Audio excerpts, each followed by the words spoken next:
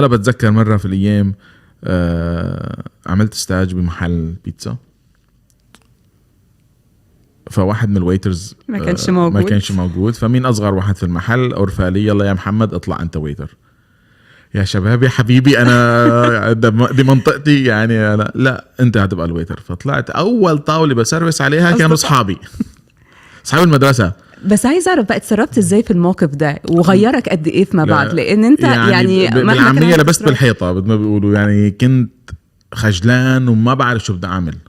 حتى هن مستغربين، فهن نظراتهم لألي إنه فكروا إنه لا سمح الله والد صاير معه شيء، العيلة انكسرت، إنه أنا بساعد العيلة فبشتغل يعني.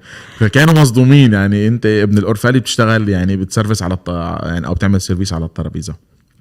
فبالنسبة لي صدمت وما كنت أعرف يعني كيف بدي أتعامل مع الموضوع. رجعت المطبخ، فبمسكني واحد من الشيفس اللي بيعملوا يعني الفران، كانوا بيعملوا بيتزا أيام زمان، كان يشتغل بالفرن الصبح ويرجع بالليل يشتغل بيتزا.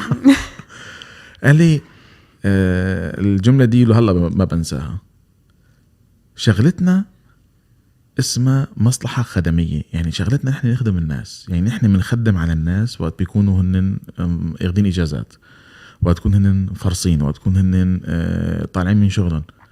فإذا أنت هاي الشغلة حيث سعار عليك اطلع،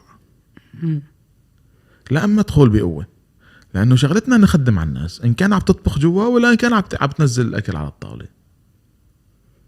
فكانت فعلا يعني كانت كلمة، هاي الجملة هاي جبارة بالنسبة لي، لأنه إذا أنا الشغلة اللي عم بشتغل فيها خجلان منها، كيف راح أعطيها وكيف راح تعطيني؟